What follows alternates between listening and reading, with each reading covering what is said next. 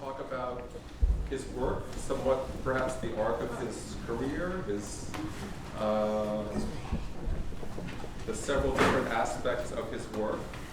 As I've told Ken, I'm not really an expert in his work. I'm a fan, and I've seen some stuff, and I've read some stuff, but fortunately there are other people here in the room who know his work really well and have written about it and thought about it.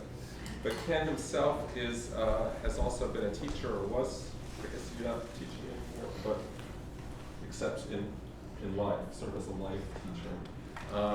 Taught for many, many years. He founded a film program up at SUNY Binghamton, beginning in the late 70s or something like that. 69. Unfortunately, I lost my notes somewhere in the last half hour, so whatever I'm going to say now is a little bit more off the cuff than I would like it to be. But speak about your own life. About my own life. This is not my life. This is your life. Ken is just a remarkable experimental filmmaker. He's been working with for, I don't know, since the late 50s. Something like that. You can correct me if I'm... No, middle 50s. Middle 50s. First, he worked with other filmmakers and performers, most notably Jack Smith. And gradually over time, he worked to make a lot of films that were based on or using found footage, sourced footage, I should say, maybe from the early days of cinema, especially the silent era and perhaps the early days of talkies. And a lot of his work has been dedicated to kind of mining, as he says, as I've heard him say in interviews and whatnot, mining little bits of film and kind of digging down into sort of the grit and grain of the material aspects, as well as I think the sort of the visual representation aspects of those works, and sort of exploding them into like longer pieces, so that a strip that might have lasted just a few minutes becomes a film of perhaps half an hour or more. There's been another body of his work which is really very important, which is also performance-based. There were two iterations of this. There's the nervous system, nervous master plan. And you're probably going to talk about all of these to some extent, so I'll but they're really important. One thing that's just important to know about them is that they kind of change the whole experience of looking at film, perhaps taking it back, as he's also said, to the early days of cinema, when it would be performed in a theater with live music, and there'd be kind of a, I don't know, maybe more of an interactive quality to it, sort of being in the space, something like that. We'll let Kenny look this one up. And anyway, he's just a giant of experimental film. He was involved in the founding of the Millennium Film Workshop, and he's just, I really don't need to say anything more. He's taught a great deal. His work has been exhibited, and there have been retrospectives at the Brooklyn Museum, at MoMA, all over, Europe, Japan, and so forth. And well, you remember this next time you tell me to take out the garbage. So I'm going to just turn this basically over to Ken, and he's going to show one film, then he's going to show a few slides, going to show some more films. I'm sure he'll be talking all throughout. He's said it's okay for people, if they have questions, to kind of ask them at appropriate moments, but do sort of respect the fact that we really have, an hour, 15 or 20 minutes, so, and we'll have more Q&A at the end. But I welcome Ken Jacobs.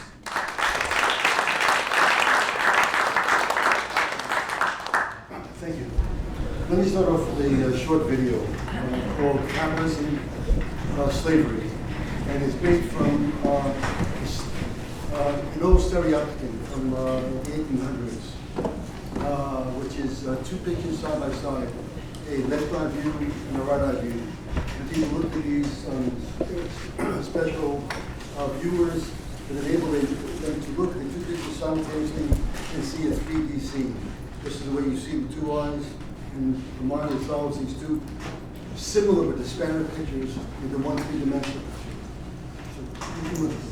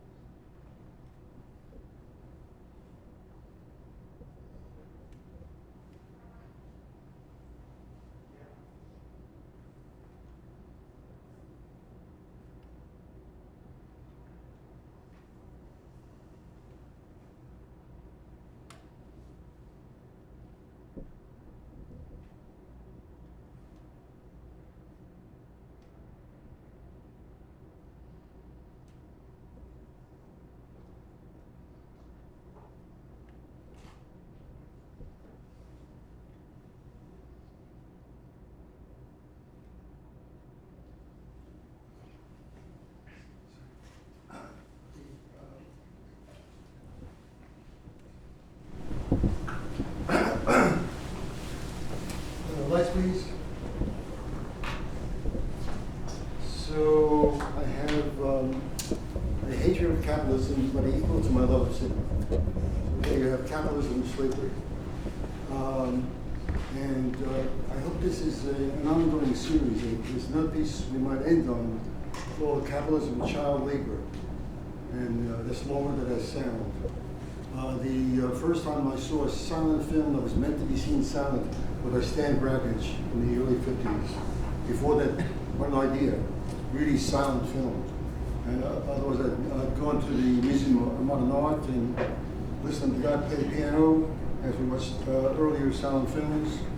And at that time, it's really embarrassing to say this, but I wasn't critical. I thought, well, yeah, music.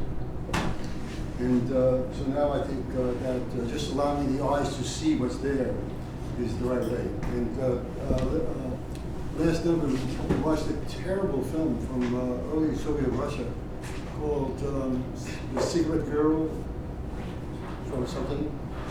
And the DVD came with music, and we had the music off to watch in the sounds and see what actually comes through.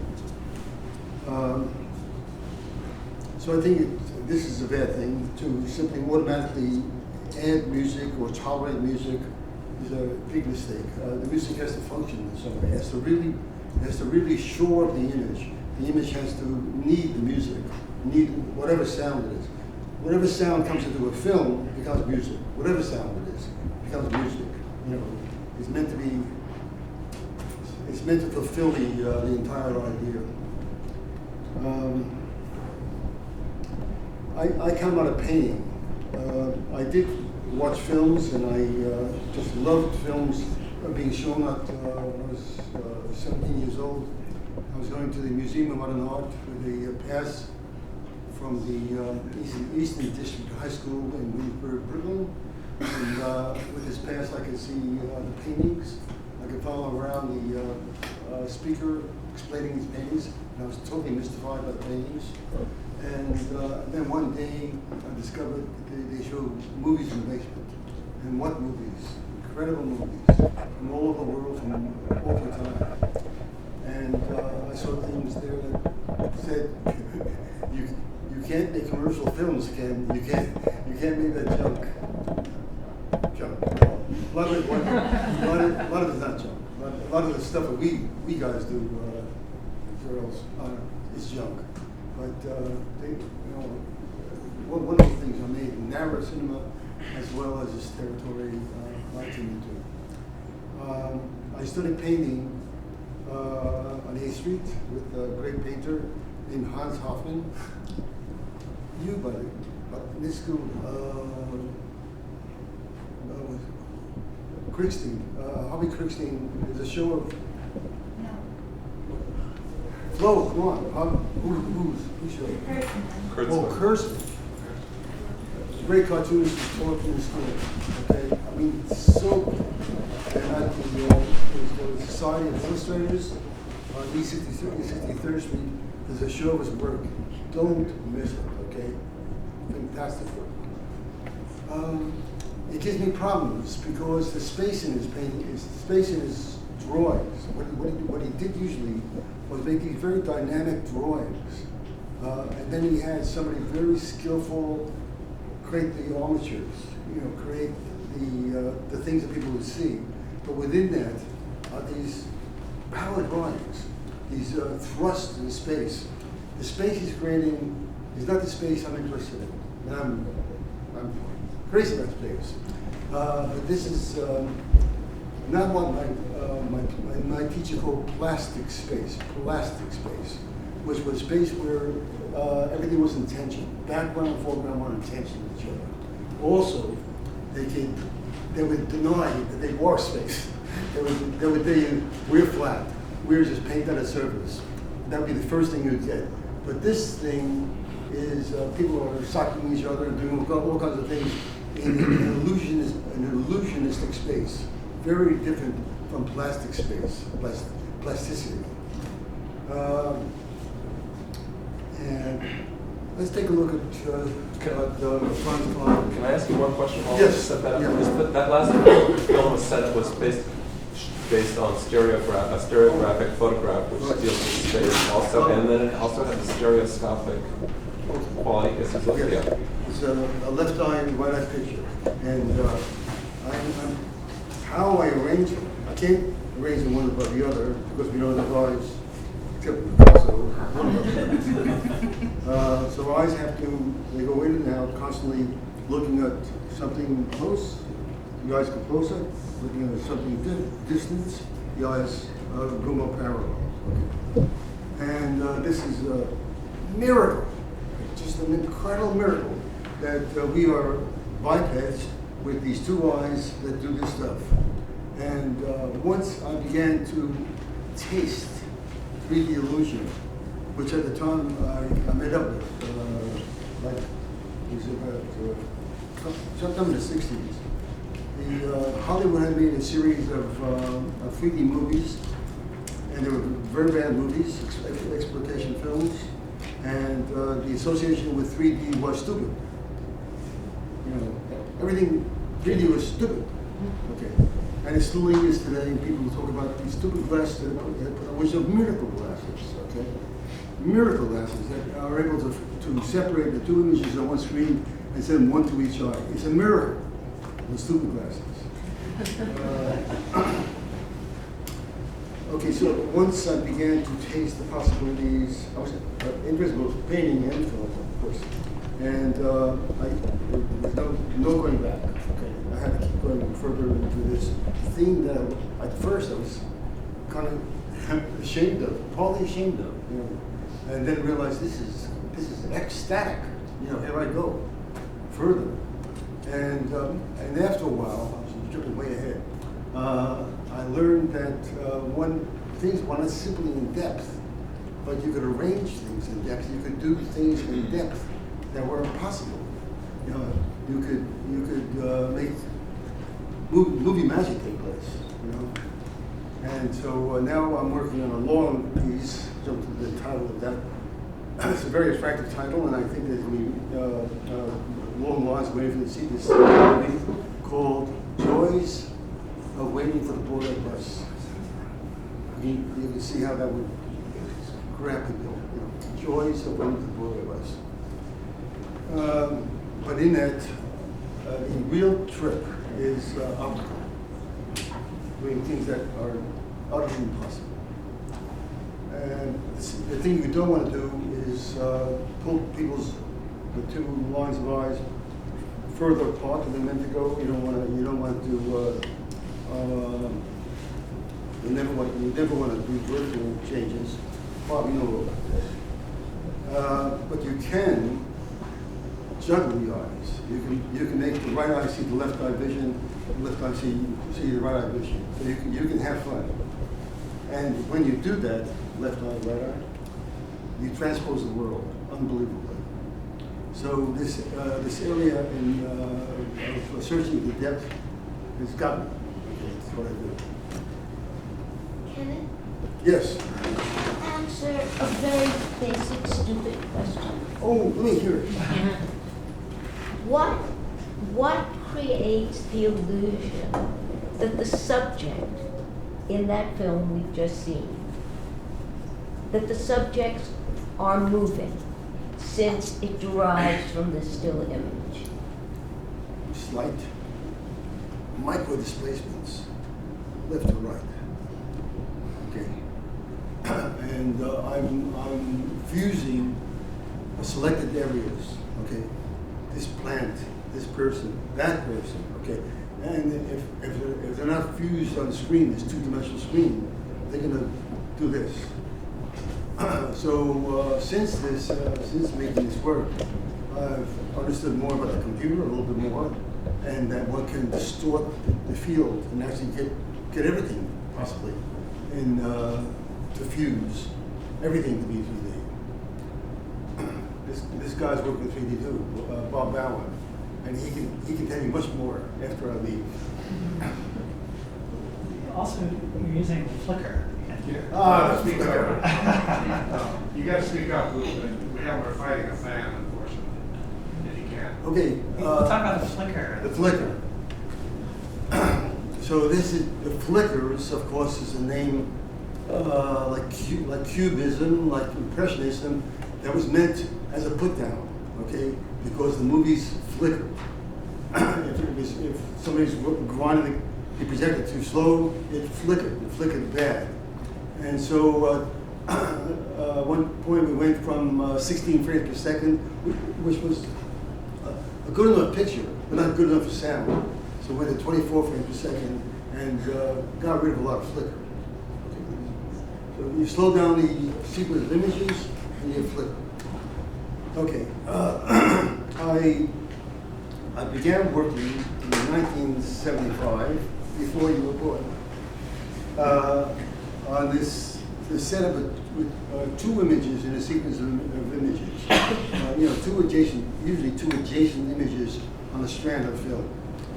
Sometimes 2 or 3 apart, very unusual. Usually 2 adjacent images. And then I had to have projectors that could show and hold one frame, in the gates, on the film gate, and just hold it there. And I would have these two projectors side by side, each holding its own frame until I triggered the frame forward, louder, louder, louder. Curses.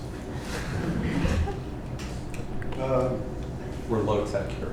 Okay, I call this system the nervous system, only because it could explode. Okay, and that'd be why I was nervous doing it. Louder. Okay, so I had these two images side by side, and I created a shuttle that would reveal one picture, then another, okay, back and forth. And I discovered I could derive movement from that. Not just movement, not just a tedious way to make a movie, but I could see things I couldn't see normally as film went through at 24 frames per second. I could see amazing things. I can make things happen in depth that were crazy. And craziness attracts people. Craziness attracts artists. What we work in is craziness, you know, unless we're very commercial. We work in these areas that are usually the dismissed areas of human experience called crazy. Crazy we love. You know, places to go. Your films are crazy. Doesn't mean you were crazy, but the territory you were delving into. He is. Then they know. Okay. Okay, so this is interesting too. That it's not just the objects, the faces of people that are attractive to me, but what Hoffman called, Hans Hoffman called negative space. You all have been inflicted with the existence of negative space. I know, you're an art student. But this guy is positive space. He's positive space. But the space between us, which is just as real, is negative space. Okay? And when you're making a painting, you're making anything pictorial, you're constantly working with negative and positive spaces, the interlocking of negative and positive spaces. In the real world, people only think of objects as real, but we would be one mush altogether if there was no negative space in this room. It allows us to separate, to breathe, and this this breathing quality of works is very important. Positive and negative space. It's positive and negative patterns on a two-dimensional work, positive and negative volumes in a three-dimensional world or three-dimensional work. So I can be as allured by a space as much as by the face of a person. Could you hear that?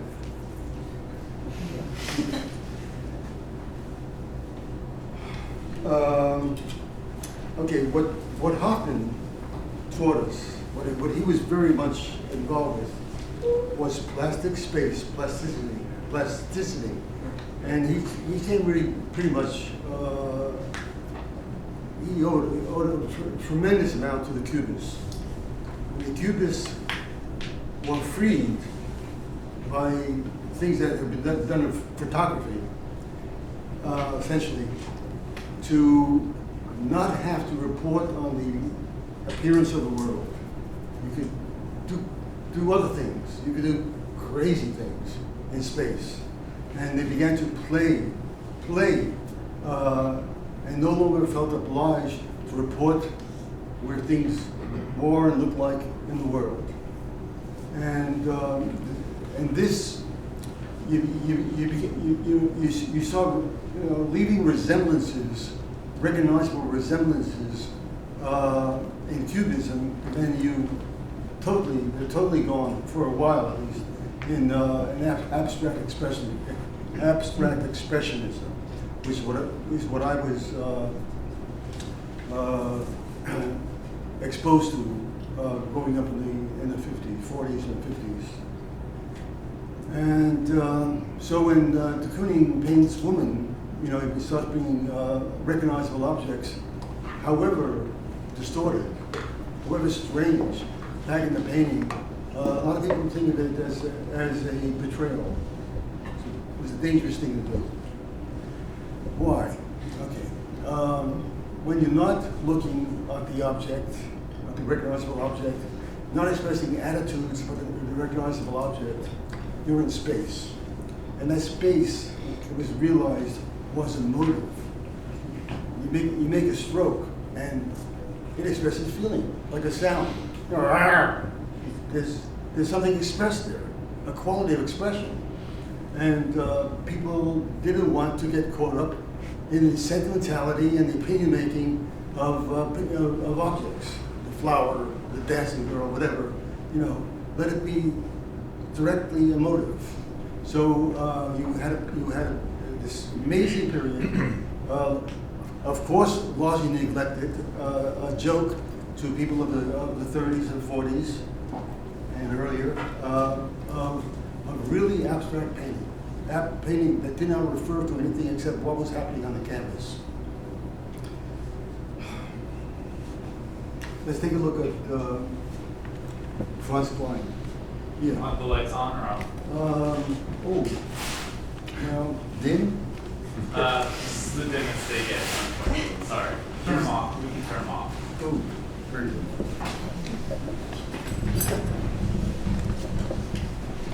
Wow. Well, this doesn't even bother us to stay on the surface. It just jumps into space. Okay, these guys were interested. Okay, we are happening in depth. Okay, we are happening in space. It's not like it's something esoteric. We are taking place in space right now, and on a certain distance, everything flattens. Okay, the reason that the painted stage backgrounds could work in a theater is about after about 25 feet for most people, everything is on the same plane. They really can't discriminate between separation and space. So this is like normal space to somebody seeing it from 25 feet away. As you get more sensitive, I'm very sorry. No. Yeah. As you sensitize more to depth, you begin. And this happens to me. I can feel myself seeing separation at 35 feet, at 40 feet, at 50 feet away. I was able to discriminate separation and see depth. And they were like jolts. I could actually feel them physically as boom, boom, further. And so now I'm probably about 50 feet away. I'm seeing depth. Okay, which is to explain once again why people could accept the background, painted background on a stage set as continuing the scene into depth. In The Wizard of Oz, the movie, you really see at a certain point painted backgrounds. And even in a two-dimensional movie, it's very easy. It's a really clearly painted backgrounds. It's acceptable and understandable that this very theatrical movie is taking place in a painted space with a few props up front. Okay, so this really hardly lingers in depth. It goes on the surface. Indicates depth very quickly with this heavy line down the bottom. This business pushed by these course lines into the background, and that crazy business in the center on top, which you, in your mind, you just do this instinctively. You see those heavy lines as like these heavier lines up front, but with thinner because they're back in space. So we automatically look at this thing, this cluster back there, as deep into space. Okay, so there's more to say about this. Okay, these heavy white areas these little dots, these drips, they are sneaky. They are rarely drips. They are part of the composition. You know, he is allowing some drips to be there, and other drips he's taking out. They're not working for him. They're not creating the space the same way. So it's okay. Next one, please. Oh my God! You know, it's so powerful. You know, he did these small. He did like he filled telephone books, little sketches, and at some point the Kooning gave him these things called a projector that would expand these images on screen, and he began to see these little sketches he was making big, and wow, they're good. And he changed his ways and began to paint big. But many of these things began as little sketches. They have the thrust of little fast sketches, and they're expanded in space. So they're fakes. They're enlarged little things. They're enlarged little sketches, which get a lot of their power from their size. Now look at the little dots, little white dots coming off. You see the two middle bars, the one on the right. You see those little. God. How to explain it? These little dots along the edge of the bar on the right. You see the little drips down below. These are not accidents. These are not done in the zest of painting, which it can give you that impression of. They are there to function as much as anything in the picture. They function. Their little tiny sizes tells you they're way in space. They're deep in space. That's what makes them little. Okay, and we register them almost subconsciously. The thing becomes gigantic, because then we also see the big spaces as the big dark spaces as something up close to us. Okay, this is very important. Hoffman made you aware of the whites in the painting as there as much as the black spaces are there.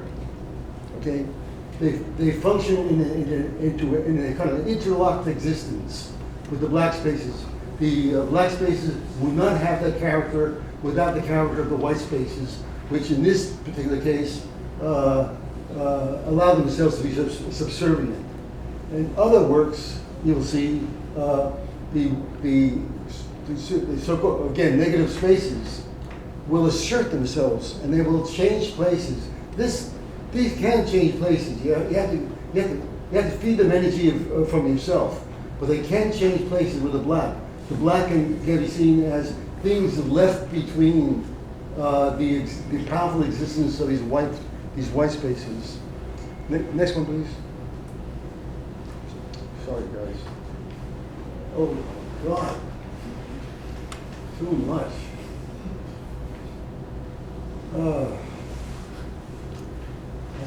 I've saw this one before. It's really shocking me. Okay, so here he's telling you collage. He's telling you put the thing together this way, and it's very shocking. Part of what's shocking is let's look at the edges on the top distorted rectangle. They just cut off. He's telling you that there's white space around it. You're coming from the world. Coming from your experience in the world is that solid things block off your sight of other things. Okay, you look around a window. The window is solid. And then there's an opening in the window, but the solid parts block your vision from penetrating into the space behind it.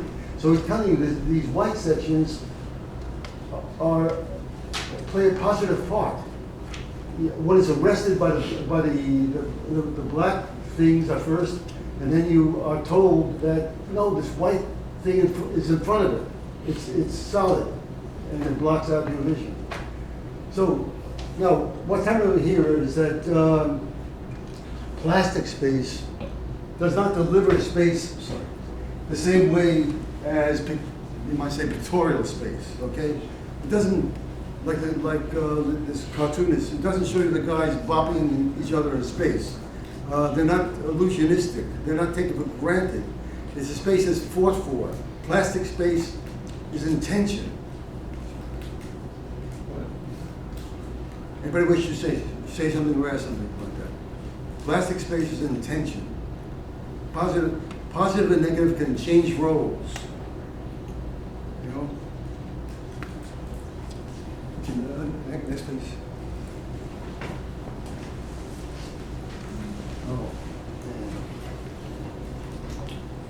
Oh. Okay, so dynamic. When there's a sense of sweeping brushes, of a body in movement painting it, it's it's unavoidable to think of a body sending its energy over this painting. And first certainly it's black forms on a white background, but they can give way. The white's going to assert themselves again. Okay, I can go on. Let's see one more. Okay, now you can see for yourself, right? Oh my God! Why was this guy drunk? Oh, I think I know why.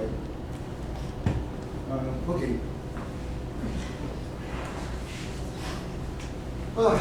Lights, please. First of all, anything anybody wants to say? If you clarify something, you can speak. Go ahead. No, I was going to say, I mean, if you want, we could go on to the next film, and because maybe that becomes a way of sort of helping to demonstrate how plastic physical space and optical perceptual, but I don't want to, this is your talk. It's okay. Because you see how being impressed by this would affect the kind of films I would make. Yeah. And I have to say, this is such an unconscious development. Okay. I'm beset with this stuff. I'm so impressed by it, and I'm working in film, and I feel that my subconscious mind was seeking to do so. There's nothing I do that I could have reasoned out, I could have thought through. I would get impulses to try certain things, and I would try them, and I would get results. My subconscious mind knew where it was being goaded to go. You know? You mentioned plasticity a couple of times. What other major attributes of those works have made their way into your own work? The thrust of action,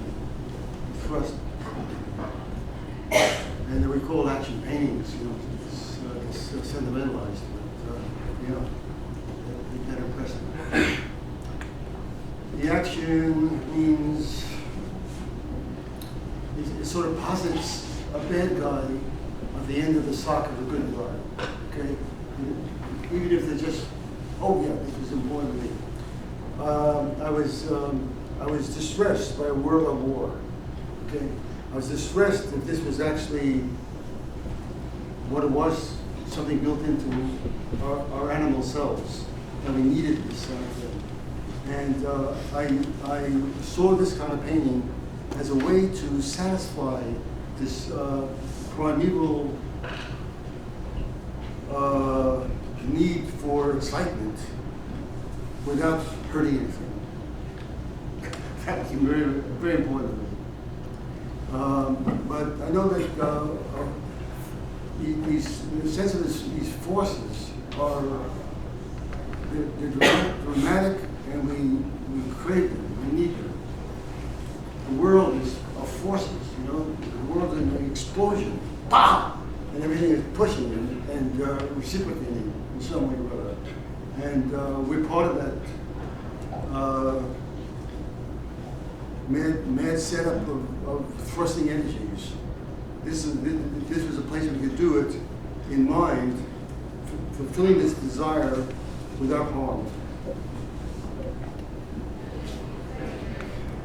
And of course, everybody is now caught up with abstract painting, and that's why we have a world of peace. Okay, so next movie, please.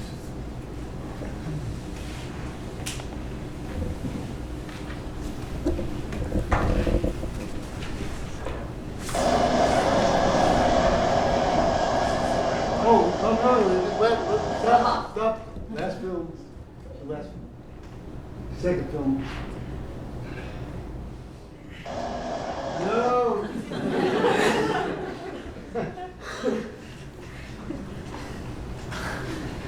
Go back.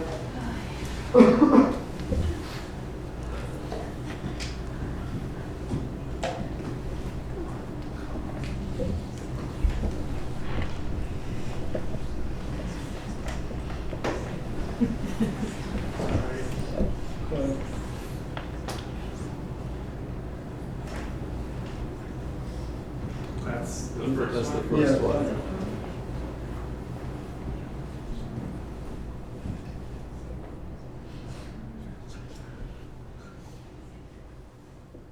No, well, yeah, good, good. Louder, please.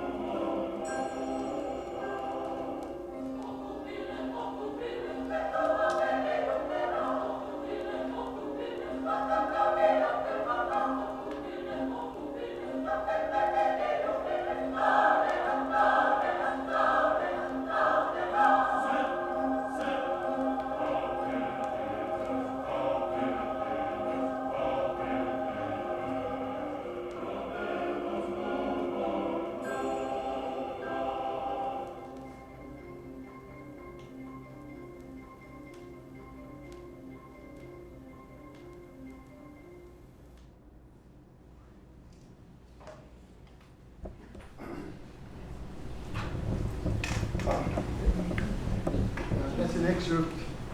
Hi.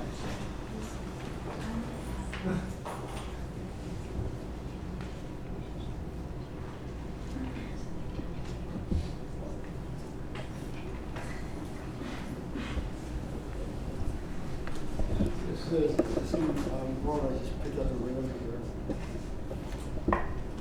My wife wrote. 51 years.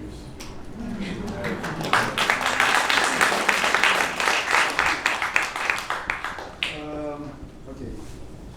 Back to your question. The Latin role. Could you say what it was that you just showed? Oh, yeah. This is Jack Smith. We are 1955, 56 maybe, and I'm filming him in this get-up, and we're walking in the Valley, which at that time was not the way it is today. It was a city within New York City of derelicts, alcoholics, mostly old people from the military, old guys from the military, from the shipping industry, discarded guys, and they're alcoholic and made up a whole city unto themselves. And so we're shooting these scenes for a work called Star Spangled to Death. Star Spangled to Death. Doesn't look capitalism.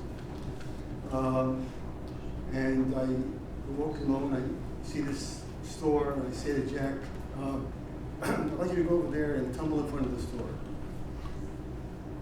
And he does it, and I film it, and it all takes place. We're walking along, and we'll be back to walking again. It takes no more than 2 or 3 minutes, because you have to do this thing. You know, he's on, it's always on. And then it appears in the film, and then starts Spangled to Death. And then Jack and another friend died within 4 days of each other in 1989, and I did a live work with projectors, the nervous system using two prints in this film called Two Wrenching Departures. Two Wrenching Departures. 2 guys died within 4 days of each other, completely different reasons. And performed it, and then it was gone.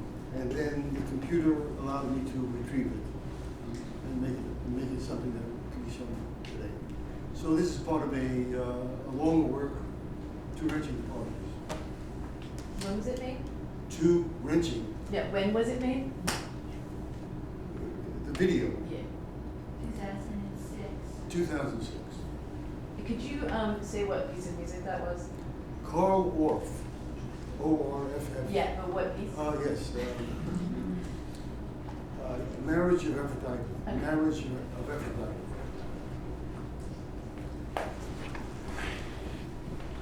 So you can see weird 3-dimensional events taking place, okay?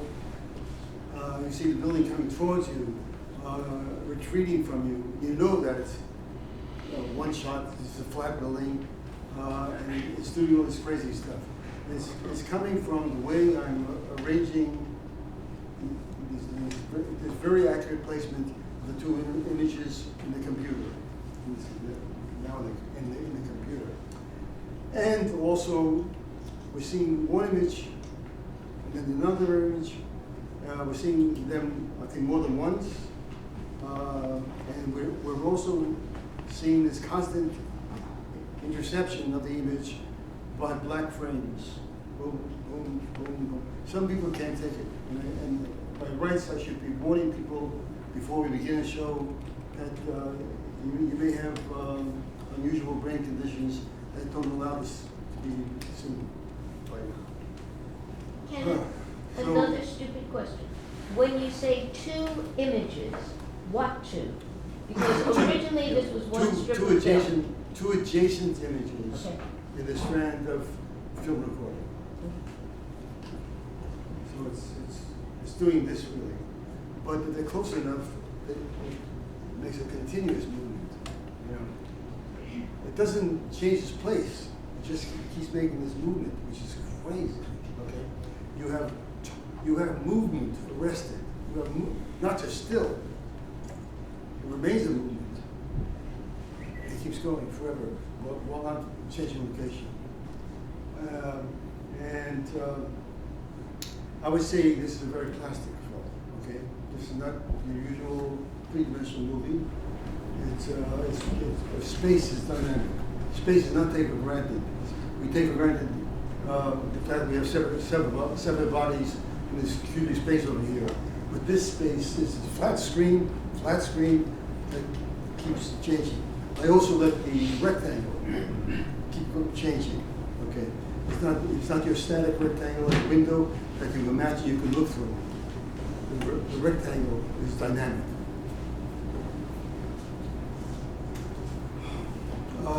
I patented this thing because I didn't want to see it in the Pepsi advertisement. I didn't want to see it used. Maybe it would be worth at this moment just talking a little bit about, we know you now use computer to assemble a lot of this stuff, but in the early days, the technology you were using was all physical, analog, kind of cutting and pasting and assembling on it. And French, we do these shows, and we rehearse the shows, we do get a few gigs, no write-ups. Yes, Phil? See how much more time you have. How much time? We're good for about another 20 minutes or maybe a little bit more. Okay, let's show next film. What about, how about New York Street Trolley so they could see? No, it's too educational.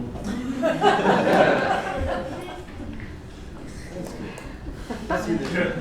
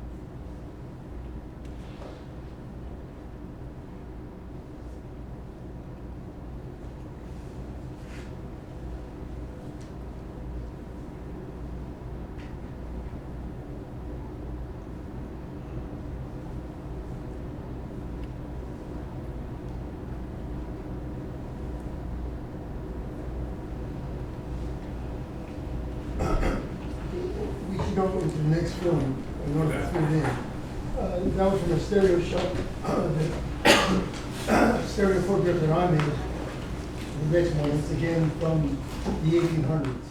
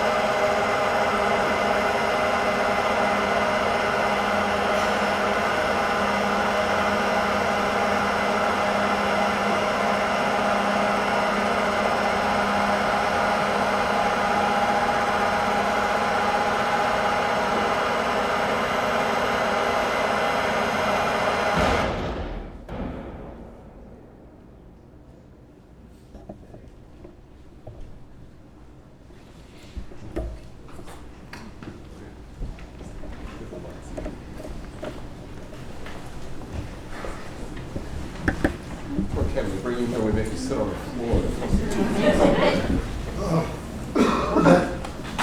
That was great. We have a few more minutes, maybe just a couple. Did anybody have questions? What I saw sometimes is like flashes of color, like blue, and is that on purpose or just a cause? That happens from the pulse. It's like sometimes you see a TV set, sparks. The vibration happens. Back in the 60s, there's a lot of experimentation with That seemed to think it might be the projector, I think. Yeah, some of that distortion might also be coming from the projector. It's called rainbow. Could you talk a little bit more? You're obviously so inspired by painting and like the abstraction of these paintings that you showed.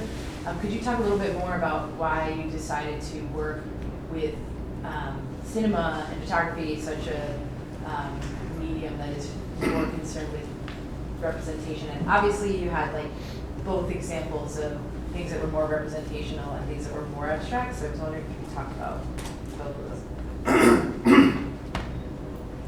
Okay. Young person, okay. And I saw what was happening to the younger people painting along the paths of the abstract expressions. They were called second generation, third generation, and they were largely dismissed. And I didn't want to be dismissed. I had this equal interest in cinema, and also I had an experience with the middle class from the age of 7 to 14, so I knew that wasn't attractive in the middle class. I felt that I had something to offer cinema, something new I could bring to it. I don't know what, but it's a fantastic jacket. I was drawn into it, okay? This is the way to go for me. And one day I met Hoffman in the street, and he was very jovial, very nice guy, and he spoke broken English all his life. And he asked me how I was doing. I was just broken up with my girlfriend. I had no money, and I said, "Well, I'm really not painting these days. I'm working full time in film." And then blurted out of my mouth, I said to him, "I think it's the art of the century."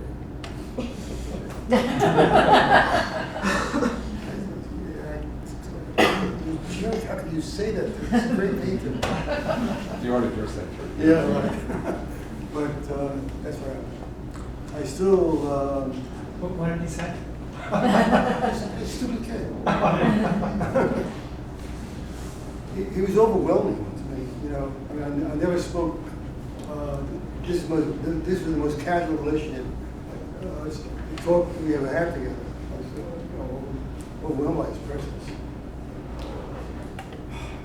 I don't know Go ahead. what. Today I saw the grain of the stereographs in a different way than I had before, because you drew such attention to what you were calling the little drops in the paintings. Yes. And usually the way that your use of photographs is described in getting to the grain, it's in the sort of nostalgic, getting to the truth of the photograph and the emulsion that has this indexical quality of history's real imprint, you know? And I thought today when I looked at that, the little flickers of the dots in the photographic grain, it looked like it was activating a depth of space in a really different way. Yes, and the little dots are making the other space big. You know, you compare one to the other, and so the little dots, Yeah. they're active, they have a life of sorts, you know, and by comparison, the larger space becomes gigantic, overwhelming. I think before we thank Ken, just a question. It's hard to see some of your films. I know Ulu Web has some. What do you say to people who want to see more? Yeah. Well, the stuff that's on the web has been stolen by people. I don't do anything about it. You know, okay, that's the way it is. So they put things on. It's okay. But I am having 4 shows in honor, in acknowledgement of my 80th birthday coming up. Okay? So at MoMA's gonna show 4 days of my stuff and also stuff I saw there when I was a kid that determined my life, like Zero for Conduct. Anybody see Zero for Conduct? You did. What a film. Yeah. When is that gonna be? Zombie. When's the MoMA? It's May 2, 3, 4, and 5. So soon. Yeah. And then later that month, middle of May, middle of May, Anthology Film Archives is showing 4 days of my stuff. Will there be any more performances? Oh, yes, yes, at the MoMA, I will do a nervous Magic Lantern performance and stuff. So go, everybody go, and yeah, when will that be? That'll just be part of this May 2, 3, 4, whatever, Yeah, somewhere right. around there. What's your birthday? May 25th. Okay, well,